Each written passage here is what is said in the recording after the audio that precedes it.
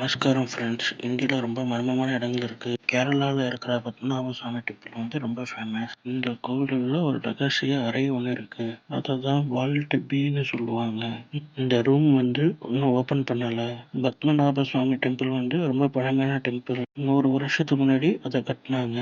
இது லார்ட் விஷ்ணுவுக்கு டெடிகேட் பண்ண டெம்பிள். ஆர்கிடெக்சர்லாம் ரொம்ப அழகா இருக்கும். டெய்லி நிறைய டிவோட்டிஸ் விசிட் பண்ணுவாங்க. டெம்பிள்ல நிறைய வால்ட் இருந்துச்சு. அதுல ஏசிடி ஓபன் பண்ணாங்க. அங்க கோல்டு ஜுவல்ஸ் காயின் எல்லாம் கண்டுபிடிச்சாங்க. புதையலோட வேல்யூ ரொம்ப பெருசு. இதுதான் இந்தியாவில மிகப்பெரிய புதையல் டெம்பிள்னு சொல்லுவாங்க.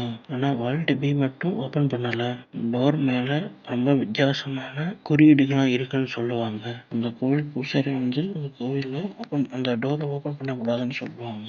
அப்படி அதே மாதிரி ஓபன் பண்ணா டேஞ்சர் வரும்னு பயம். இந்த வால்ட் பிக்குள்ள நிறைய புதையல்லாம் இருக்கலாம் என்று நிறைய பேர் சொல்றாங்க.